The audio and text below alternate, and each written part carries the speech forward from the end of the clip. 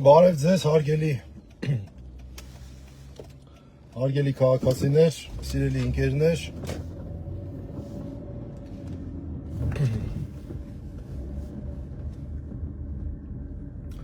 Այս հրատապ ավտոլայվը մեկ տեղեկատվության հիման վրա եմ իրականացնում,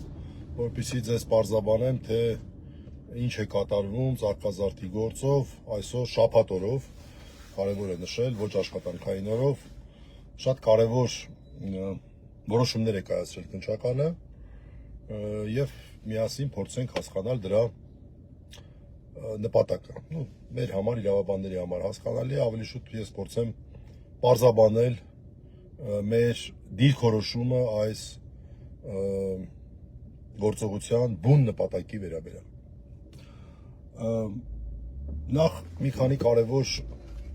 ելակետային տվյալ հիշեցնեմ ձեզ։ Դավիթը մեղադրվում է Ծաղկազարդի օրով Նիկոլ Փաշինյանի քաղաքական գործունեությանը միջամտելու համար, նրանք ովքեր որ առաջին անգամ են լսում, այո, իսկապես աբսուրդային է, բայց դա է եկեղեցուն Նիկոլ Փաշինյանը ըստ քննչականի եւ դատախազության իրականացնում էր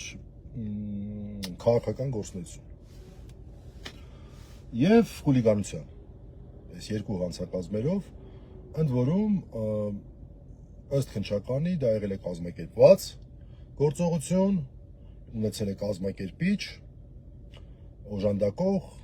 որոնց նկատմամբ մեղադրանք է առաջադրվել, նույնպես աբսուրդային է կարծել, որ այս միջադեպը կազմակերպված է, որովհետև պարզապես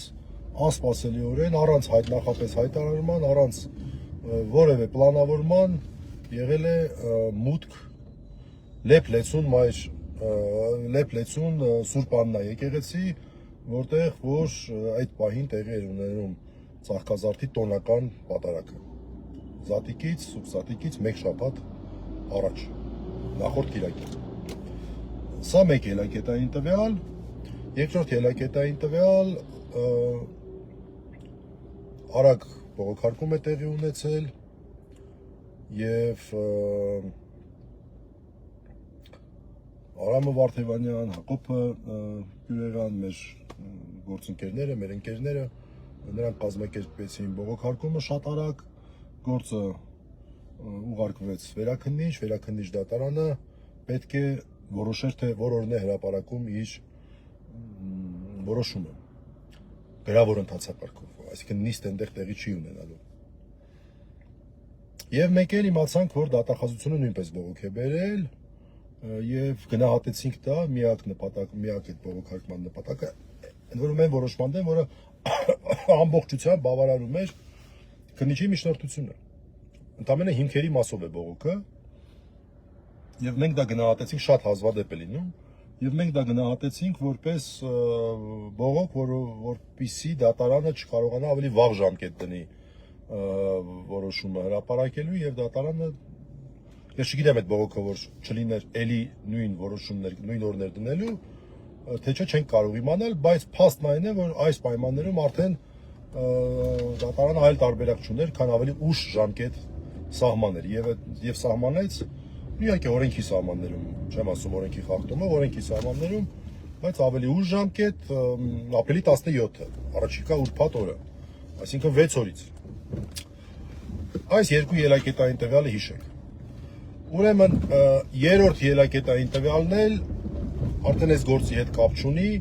դուք կհիշեք իմ մի շարք լայվերից, իմ մի շարք հրապարակումներից, երբ ես խոսել եմ Վճռաբեկ դատարանի անընդունելի, ուղղակի իրավունքին երևի ամենավատ նախադեպը Վճռաբեկ դատարանի իր ողջ գործունեության մեջ, քրեական ամենայն դեպս պալատի, այն նախադեպն է, որով Վճռաբեկ դատարանը ասում է, նայեք, տեսեք, եթե գործը ուղարկվում է դատարան, ապա վերաքննիչ դատարանը այլևս իրավունք չունի ազատ արձակել, եթե գտնում է իհարկե, որ ապօրինի է եղել, ապօրինաբար անազատության մեջ պահվող անձին։ այո վերաքննիչ դատարանը կարող է արձանագրել խախտում, ասել այո խախտվել է քո իրավունքները, բայց ազատ արձակել չի կարող։ Սա ուղղակի ես որպես իմ ներ մասնագիտությունը քրեական դատավարությունն է, ավելին հենց վերանայումներն են, ես դեռ հեսա շուտով 20 տարին կլրանա մի ամսից, որ ես այդ թեմայով պաշտպանել եմ տեխնացիական ատենախոսություն, ունեն բազմաթիվ հրապարակումներ, մենագրություն, վերանայումները իմ նեղ մասնագիտական են։ Ես որպես վերանայումների մասնագետ եմ ասում, սա ահավոր վատ նախադեպ է, ահավոր վատ, որի հիման վրա վերաքննիչ դատարանը այլևս չի կարող, երբ որ գործը ուղարկվել է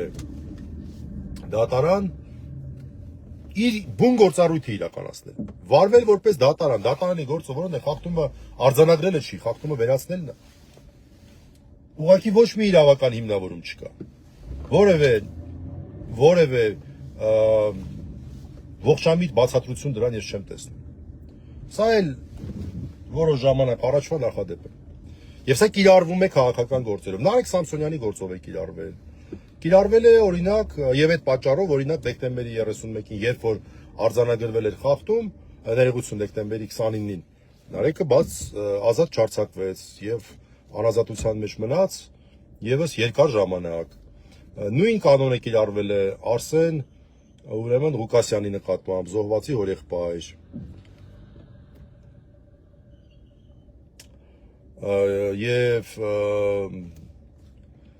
Եվ այլ դեպքերում եւս մի քանի նմանաբնույթ դեպքերով։ Այդ թվում նաեւ քաղաքական, բայց նաեւ ոչ քաղաքական գործերով։ Այսինքն ցանկացածի վրա կարող է այս ահավոր ուղղակի նախադեպը կիրառվել։ Այս 3 հելակետային տվյալներն են։ Հիմա ինչ են արել քննչականի, ես վստահ եմ, որ սա քննչականի նախաձեռնությունը չի, ընդհանրում եմ կամ քաղաքական իշխանության կամ դատախազության նախաձեռնությունն է։ Չնայած մեծ տարբերություն չեմ տեսնում։ Եղել է այսօր շաբաթ օրով նախաքննության ավարտի մասին հայտարարություն։ Վեր են կացել, քննիչները եկել են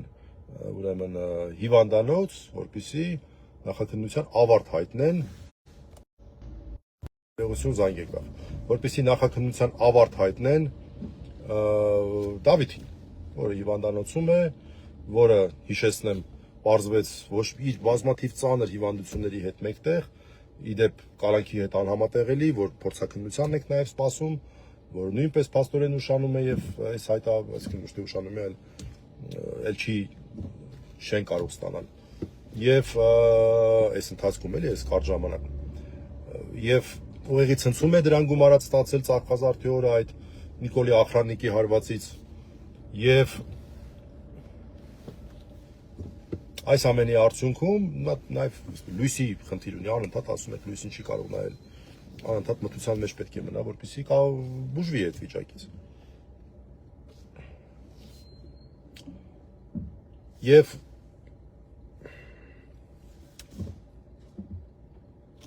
եկել են Դավիթին նախաքննության ավարտ հայտնելու։ Շաբաթ օրով։ Նման բան ես առաջի անգամ եմ տեսնում։ Հրատապությունը որն էր, ինչ որ ժամկետ եք բաց թողում, ինչ եք անում, չկա տես բան։ Միակ պատճառը հետեւյալն է, որ արագ հասցնեն գործը ուղարկել դատարան, որպեսզի դատարանին այն իմ ասած այդ ահավոր նախադեպի կիրառմամբ զրկեն հնարավորությունից խախտում արձանագրելու դեպքում ազատ արձակել Դավիթին։ Կալանքից ազատ արձակել, օրինակ ուղարկել տնային կալանքի կամ վարչական հսկողության, չգիտեմ։ Սա շատ կարևոր է, որ հանրությունը իրազեկ լինի այս հանգամանքից։ Եվ եւս մի կարևոր բան, մաս են անջատել, այսինքն կատարողի մասը տենց անջատել են Դավիթի մասը, էլի, տանում են դատարան, մնացած մասով նախաքննությունը շարունակում են։ Ու դա էլ է անհասկանալի, չնայած կարելի ասել իրանց տիրույթում է գտնվում, բայց դա էլ է անհասկանալի։ Այս ափալ-թափալ ամեն ինչի համար էր։ Միակ բացատրությունը դա է, այլ ողջամիտ բացատրություն ես ուղղակի չեմ կարողանում մտածել։ Շաբաթ օրով։ Եթե շաբաթ օրով են անում, մեզ էլ ասենք օրինակ մինչև երկուշաբթի կամ մի խոսքով էլ եմա ժամկետների մասին չասեմ, իրանք կարող են եւ հասցնել իրենց այս պլանի իրագործում։ Սա նշանակում է, որ հանրային ուշադրությունը այս գործի հետ կապված ցանկալի է ոչ միայն չնվազեցնել, այլև մեծացնել, եւ այս առումով ես ուզում եմ ողջունել տարբեր միջոցառումներ են նախատեսվում մոտակա օրերս, երկուշաբթի օրը ես տեսա նստացույց է նախատեսվում, վաղը պատարագին կրկնազատիկի պատարագն է, երկու շաբաթ լրանում այս Դավիթի նկատմամբ խայտարակ հարձակման, որը բերեց դրա անազատության։ Նաև այլ միջոցառումներ են վաղը, ես գիտեմ, նախատեսվում, ինչպես առաջին օրից մինչև հիմա շատ ակտիվ են Դավիթի համադասարանցիները, ուղղակի ես հիանում եմ երեխեքի այս հաստատակամությամբ, այս նվիրվածությամբ, այս հասունությամբ եւ նաեւ արձանագրում եմ, որ այդ հատկանիշները մեր սերնդում այդքան էլ տարածված չեն, ես օրինակներ էի բերում նաև։ Շատ ոգևորված եմ երեխաներով եւ ոչ միայն կանայք տարբեր երկու օր առաջ շատ կարևոր պիկետ էին կազմակերպել Աննան Հովանեսյան եւ Անահիսը Սարդարյան, էլի կազմակերպիչներ կային, կներեք, որ այս բան չեմ հիշում։ Սայդա անունով մի կին, ես ոնց որ թե տեղը չեմ բերում, կներեք Սայդա ջան, որտեղ տեղը չեմ բերում, մենք ծանոթ չենք, ամենայն դեպս նախաձեռնել է, հրապարակել է արդեն երկուշաբթի օրվանից ժամը 11-ին կանանցով նստացույց անելու իր նախաձեռնությունը դատախազության շենքի առջև։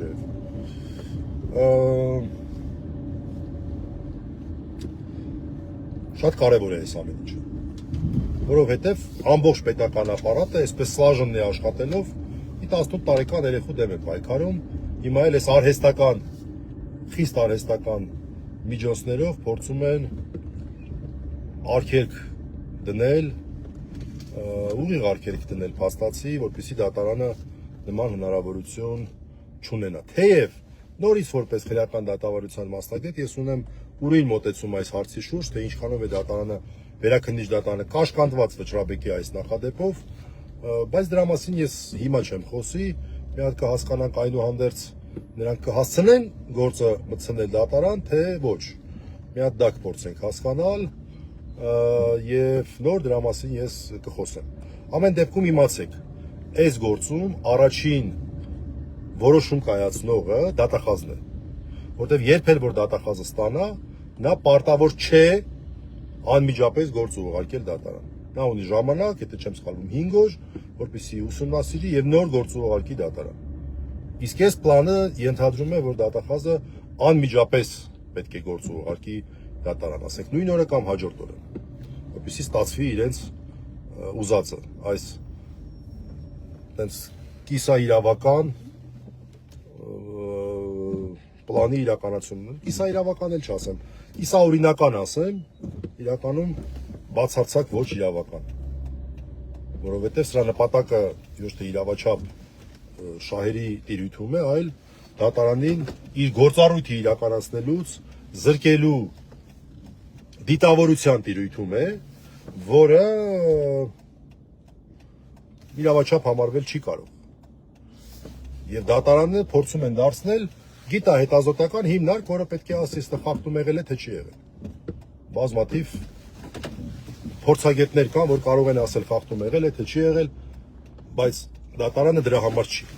Դատարանը նրա համար է, որ ինչ որ խախտում արձանագրելով հնարավորություն ունենա խախտման հետևանքները վերացնել, ուղղել։ Օրինակ, եթե մարդը ապօրինաբար ազատության մեջ է, անազատության մեջ է, մարդուն ազատել արգելանքից։ Դրա համար է դատարանը դրանով է տարբերվում փորձագետից։ Այս ամեն ինչի նպատակը դատարանին ուրեմն այդ հնարավորությունից զրկելն է։ Այս պահին այսքանը, լրացուցիչ մենք խոսենք կարևորագույնը ասեմ, այս պահին գնդակը դատախազության դաշտում է, որտեղ քննչականն է շատ արագ գործը իհարկե ուղարկելու է դատախազին եւ դատախազության դաշտում է։ Դատախազության դաշտում է եւ այս առումով կարևոր է դատախազության նաեւ գիտակցելը, որ սա դատախազության ֆորմալ առումով դատախազության տիրույթում գտնվող հարց է։ Այսքանը հաջողություն։